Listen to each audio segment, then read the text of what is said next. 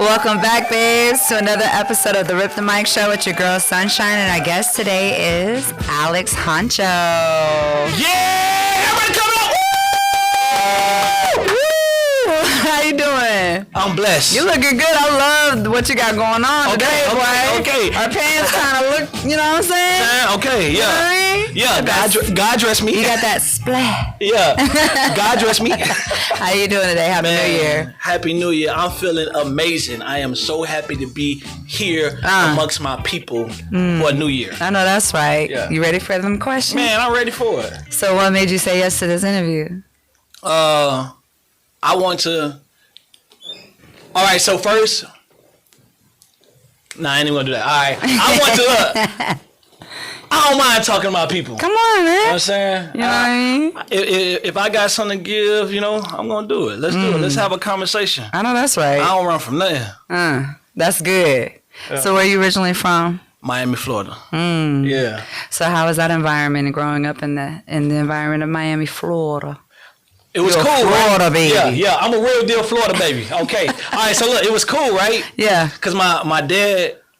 So my dad was like a real big dope boy. Okay. Named Richie Rich at the time. Uh-huh. And his parents, they had money and he was in the street. Like they owned a lot. Like my dad, so I'm a fast forward, but my dad, we used to, when we moved away, we used to go back, people used to be like, man, I done seen this with my own eyes. Seen the people like, hey man, I'm gonna get you your money. But my dad was like, bro, I ain't on that no more. But it made me see like, it made me see like, damn, my dad was something. And then like we have family members like, man, your dad used to always be buying toys and stuff for the neighborhood and like really give back and stuff. That's why I get all this from where I am right now, because he instilled that in us early on. Not even knowing, you know, we just were watching and just, you know, it was in us. And so I want to say that though. I said that, but then I do got to say he is a bishop now.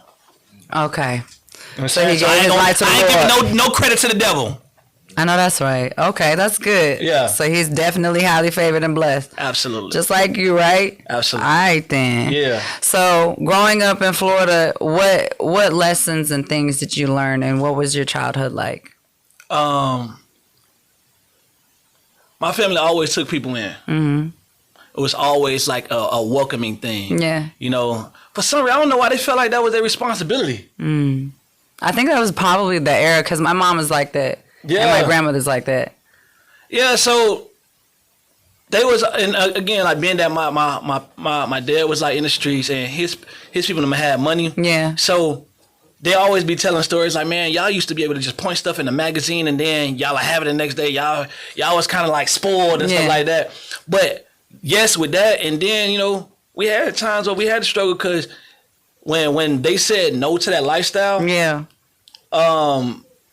shit changed. Things changed, you know what I'm saying? Yeah. And the time my dad had to go on the run, and there was times like him and my mom weren't seeing eye to eye, and then a struggle came where, hey, we ain't living that life no more. Yeah. Yeah, the lights did get cut off. Yeah. You know what I'm saying? Yeah, we ain't know where this is going to come from. Yeah, we had to using people next door water hose to get us some water in the house. Yeah. Like this was real facts, real things that was really happening. And I believe like all of that made me who I am. And then too, being in the church, and that's why I'm so firm and stuck on like always bringing God into everything that I do, because I know where he brought us from. I love that for you, man. Thank you. And on top of that, I got my own, like, cause we as youth, like we'll go on like, because of what our parents and our grandparents or how we was brought up, we just started like, oh yeah, we got to go to church and just make it like a thing. Right. And oh yeah, God is good. But I had to experience that for myself growing up to know that God is good. So yeah. Well, I love that for you, for real. So with that being said about your childhood and your upbringing, how did that push you to be the person that you are today? Alex Huncho. Yeah, Alex the Huncho. Yeah, pushed me to be the person I am today. It's almost like I would say, in a sense, like I had no choice. I'm being who God designed me to be. It wasn't like, you know, and it's not even something that I feel forced to do. It's natural. It just comes natural. Yes. Now being that I am human, Yeah. I do get those moments like, man, why I gotta do this, you know? Mm-hmm. And then I get that voice from God, and he be like, why not you? Yeah. Yeah. So I'm ready. So you say, so I know earlier you were telling me all that you do besides music and stuff like that. You've owned some things. So Yeah. what was, talk about that. Oh, So what were some things that you did and have done? This be hard because I don't really like talking about myself. Why? I don't know. It be feeling Your weird. fans, no, the fans want to know about you though. It be weird though. I be rather for people to say like, oh yeah, I did do that. You know what I'm saying? Because you owned a couple of businesses, didn't you? I did. Mm-hmm. So, yeah, I own 3 clubs before. It was like Starlight, Kelly, and Tay. Mm-hmm. Those the same places, and that was during the time when Future had Dirty Sprite. Okay. I had bought him out there. That was a crazy moment. Uh-huh. You know about that, boy. Because that was kind of weird. But we did. I had that, and then I had Northside Lone Stars for the teens. So all the popular promoters right now, they'll tell you they partied at my club. Well, what was weird? Some stuff that Future. Okay. Yeah. You can't really talk. You don't want to talk No, about I don't like bringing the message stuff. But Future know. You know what I'm saying? it. Okay. Yeah, and the people on the Northside, they know. Okay.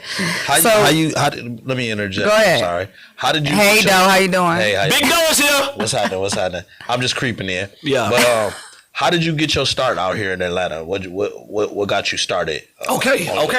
I bet. So when I first got here, you know, I was a DJ, which I still am a DJ today. Okay. But I was really focused on being a DJ at that time, and I had this coalition called Get Down DJs, and it was me and my friend at the time.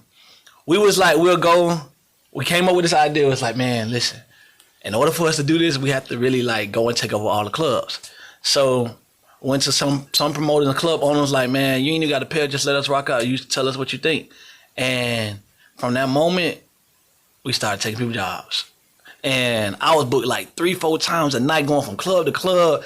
And then I just stayed consistent. So I was hosting a lot of parties. So you had like the Dirty Boys and you had Lil Bankhead and me. I was the only person that wasn't on the radio. So you had them guys that was on the radio, and then you had me, and then like other DJs and stuff. But I was only like DJ and host that was like really running the streets. So then it got to a time where like the radio was battling between like if they was gonna like which radio station wanted to get me. Okay. But I stayed loyal to the street. I tried Streets 94.5. You know, I was working with it was cool. But Just it wasn't your vibe. no, you know, I don't like to be controlled. Okay. Yeah. Yeah, that makes Well, sense. yeah. So that's how I really got into like the entertainment here. Okay. And then everything else was just history. I just kept being in situations and rooms. And it was like, okay, now I'm doing this. Okay, now you're doing that. You're doing that. Now Blessings you with this just kept person. coming. Yeah. You know, and it wasn't easy, but I stayed consistent. And I showed up every time. Times that I didn't want to show up, I showed up. What's some of the most challenging aspects of your grind and being Alex the Huncho? What's some of the more challenging things? I know we all sometimes we see each other as these people or these personalities in the industry, but like, what was some of the harder things for you to get to where you at right now? What were the things that he overcome to get here? Yeah, like in, let's say you own the club. What was some of the pitfalls of that? What are some of the pitfalls of there's a pro and con to everything. So what was the pitfalls to you in your come up? All right, so I can speak on the club. So I really got the reason I don't even have that club right now is because they forced me out of there. The city of Doraville pushed me out of there. Okay. And they didn't have no real reason. They just so while I had the club open, they kept sending they kept raiding me. And so one time they came and they took my liquor license. They just took it. And I was like, all right, bet. I just paid all this thousands of dollars. Like, all right, bet. Let me get my money back. What money? What do you mean, what money? The money I just paid, because in order for me to sell liquor and stuff, like, I paid y'all, just the receipts and everything. Oh, you don't get no money back. So, all right, and then like Doe was saying, he saw when I was modeling my whole venue. I spent thousands of dollars in that venue, and I owned a house in Lithonia, and I was renting out like rooms to my brothers, my family, and just everybody. I slept in the smallest room on the air mattress while I owned the club. Spent $200,000 in this club. Yeah. Just to make the sacrifice. I didn't care about that. As long as I had somewhere I didn't care about that. Yeah. So they end up. It was a time that I went through. It's like me even. I don't even think about that stuff until moments like this. It's like, man, That's what we want to get into. I want to get into those times. Like, man. damn. Because I feel like those times Is what shapes defines your shine. absolutely. If you understand what I'm saying, when you shining, everybody sees your shine, but nobody really see the road to get there. As some of the things that the stumbles, the Right. falls, the pitfalls that Man, people those. You know how people talking about blood, sweat, and tears? Yeah. That's what that was. Yeah. I went through that, Yeah. and when they telling me, it even got worse. So when they telling me like, oh, you know, you can't get your money back, or there's no money, or whatever, and the police just keep coming raiding me.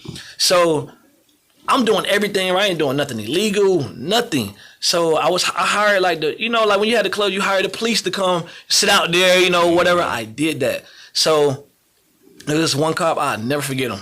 His name Officer Williams. Shout out to Officer Williams, a white guy. He pulled me to the side and was like, bro, I don't know, bro. It's coming from the higher ups, bro. They don't want you here. I'm like, damn, bro. Like, for what? It was like, bro, because, he didn't want to say. He was just like, but you know why they don't want you here. They don't want you here, bro. And you don't do nothing wrong. You pay us on time. You respectful. You make sure your parking lot is clean. They just don't want you over here. And That'd be weird because it's be like, why did you give me the spot in the first place? to take the money. To take the money, exactly. Absolutely. In the beginning, just to take all the money and then force you out of there. So I did that. So when he told me that hurt. So I was like, all right, bet. So what do? I just spent all this money. What do I do? And then I had some partner. But so when I came in, they had ran out of money. So I came with all the more money and all the motion. So it was like, all right, now it's all on me. I went and got this Jewish lawyer. He represented Follies. He represented all the clubs in that area. None of them had liquor license. None of them. I did. So he was like, so I sat down with him, man. This man was rushing through. Like, it cost a lot of money to sit and talk with this dude. But he's like, it wasn't really like personal to him. Just like, bro, what you want to do? Like, so I said, hey, man, forget all that. Is it because I'm black? He said, absolutely. It's because you're black. Mm-hmm. They don't want you over here. They want to take your money. So in order for you to stay over here, you're going to have to spend a lot of money. And I can't guarantee that they're not going to still mess with you. So if you got a lot of money to waste, do it. If you don't, let it go. That hurt to hear. Yeah. Because I'm black. And, all the other stuff, man, it hurt. And knowing the sacrifice I was going, that I was making. Yeah. So you tell me I just wasted all this money? So what'd you do to shake back? God set me down. Mm-hmm. It was a time it was twice. So I had got a crook in my neck. Mm-hmm. And it was like, it just got bad, like day by day, Getting drastically. worse, yeah. They didn't know what it was. I understand chiropractor. It got to the point the chiropractor, he couldn't even do this to me. You're stressed. And he said, oh my God, bro, you have to go see a specialist ASAP. I went to go see the specialist, and he looked at my MRI, X-ray. He said, how did you walk in here? Your MRI says paralyzed. That happened twice. The first time, I lost my brother Dale. That's on my neck. Second time, I lost Ray. My condolences. Thank you. And that was God sitting me down for me and him. Mm-hmm. Reconstructing it all. Yeah. Taking that moment and that time to analyze it all. So that moment happened, and then it was just a rebrand, and I came back with a... Did you take time to yourself? Absolutely. It was and I can say, like, it was... I cried so many times. Yeah. And it's okay to cry. Absolutely. I found myself going through a depression time. Even sitting at my mom and them tried to... Man, it was so bad. What I was going through. Mm-hmm. So even when it happened, First time when it happened, I had to like lay. I couldn't even lay down. I'm sitting on the couch. I'll show y'all some pictures later. I was sitting on the couch. Yeah, it was bad. I was sitting on the couch, like I had to sit like this the entire, like everybody sleep and stuff. My mom and my sister take nights and turns sitting next to me in the living room. Because they were really concerned. Yeah, I was in pain. So what they end up saying that it was the not my nerves, but it was it was a disc pushing on my spinal cord. My spinal cord was then cracked in half. So what the fuck? You were just that stressed out? I don't know. It had to happen. The doctor said bad luck. He don't know how that happened. No, because sometimes when you stress, your body does weird things, but also cause you a lot of pain. Yeah. That's why we have to take time. So I'm really glad that you are even here, because that sounds like you would have lost your life for real. Man, everything. But God, you know what I'm saying?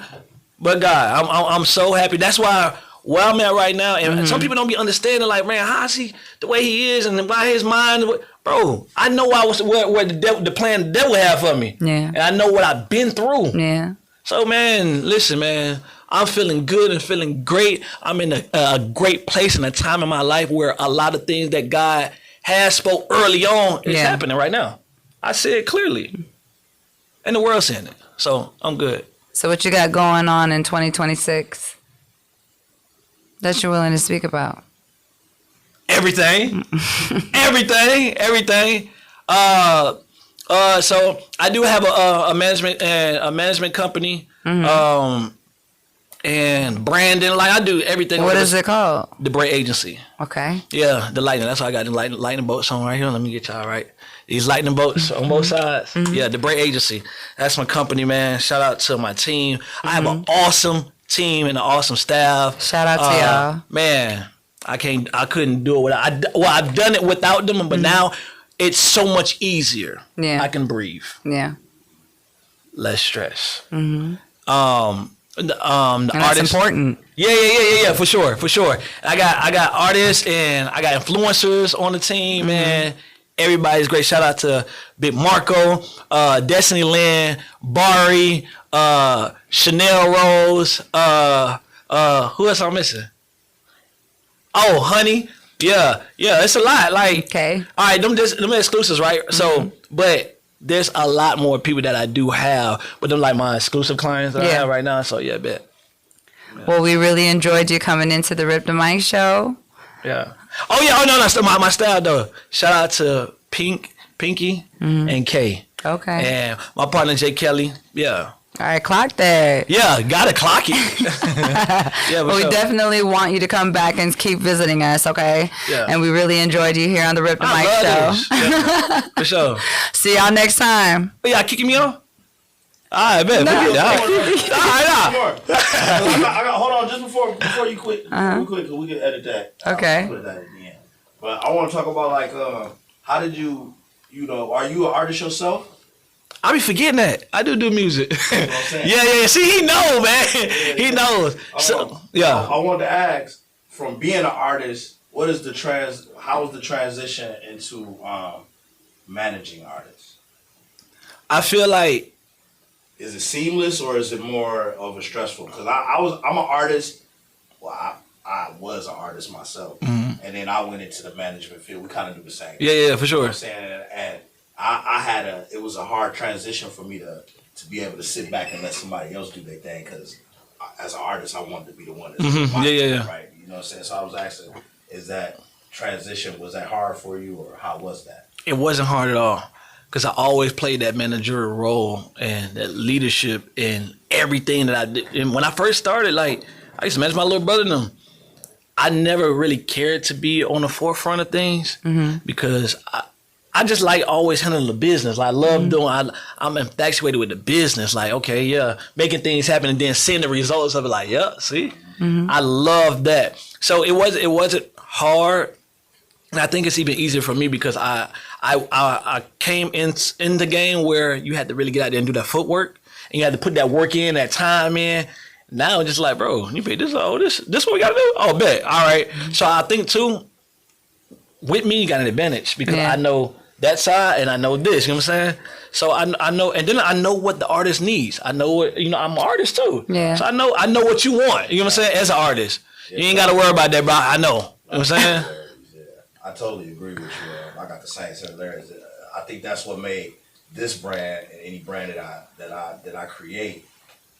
It's the relatability to the artist. Absolutely. You know what I mean? From being in that same standpoint. I remember that I was throwing a lot of showcases at one point, and I think what got my showcases going because I would always talk to artists in a way that, like, not from a promoter standpoint, but from an artist standpoint. From an artist standpoint, yes. I understand how it feels to wait for my turn to rap and woo woo, or feel like the promoters is bullshit. Yes. Yada yada. So all of our platforms that we build, including this one, is more artist friendly. It's all about trying to help artists get definitely the get best back out of what they do. Yes. Not Absolutely. just a money grab. Yeah. Just what can we do to help you enhance yourself on the way? Absolutely. I seen that in what y'all was doing with y'all grind as well. Like I said, I pay attention. Yeah. To the game, and that's why I wanted to bring you in and talk to you about it. Also, where do you think? What's your opinion on the status of Atlanta night scene right now? Are you seeing a decrease? Is it the same for you? Is it, you mean the nightclubs? the night? Yeah. Like the night scene. It's nowhere near the same whatsoever. And What you think is the major downfall of that? it always go back. Like I hear several conversations about like when they started doing the section thing, and it took away the dance floor. And of course, social media has a lot to do with it. Most people in the club, they're on their phone. You can be playing the hot music, everything. Like, they'll vibe for a couple of minutes and they back on their phone. It's everything is content for everybody. Yeah. It's not about like you coming out here to party, not do the same thing you can do in the car or at home. Like, and so like too, Atlanta is like it's cliquish. Like it's like a whole clique thing. Like, man, I mean, with these folks, they don't really care, bro.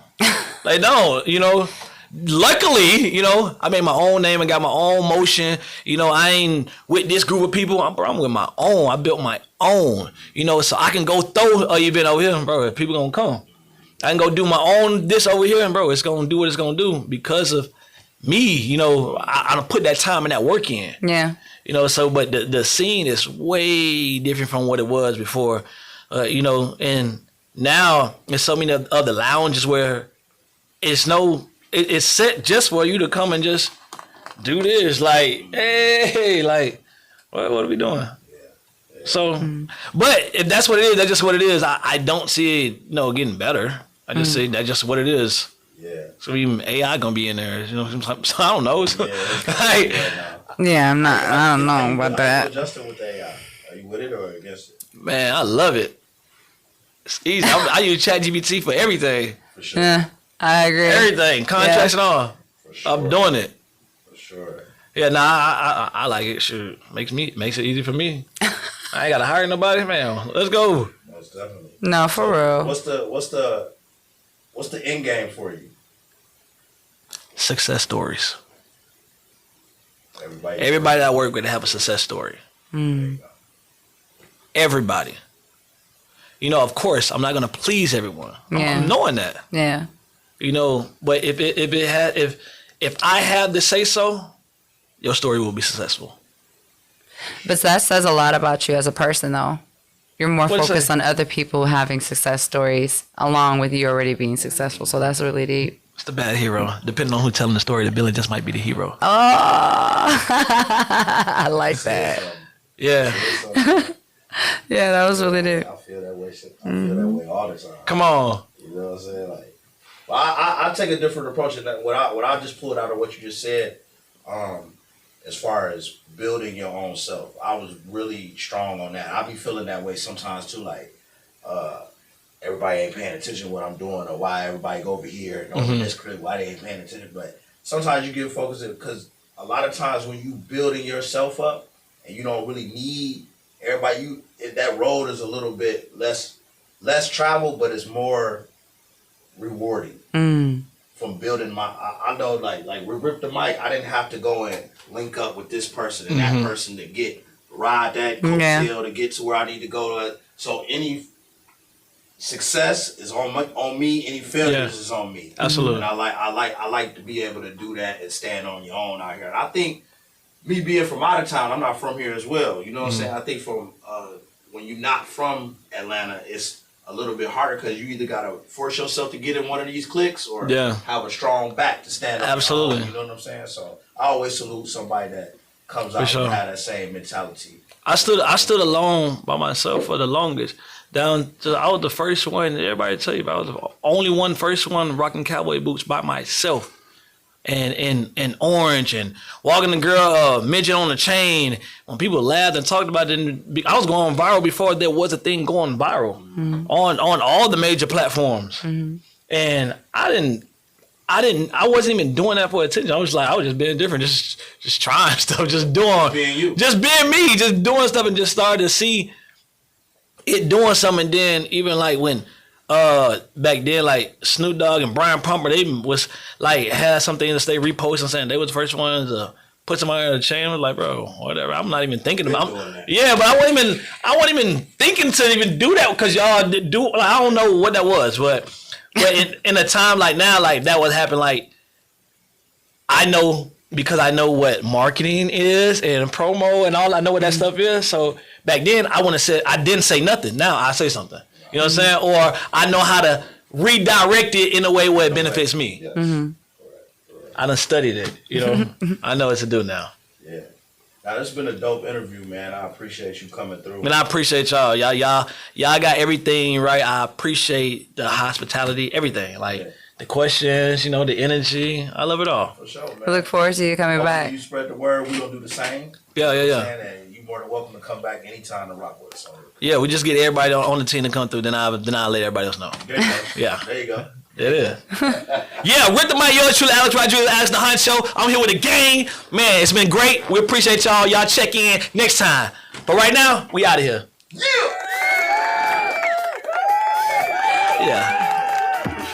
For sure. Appreciate you, man.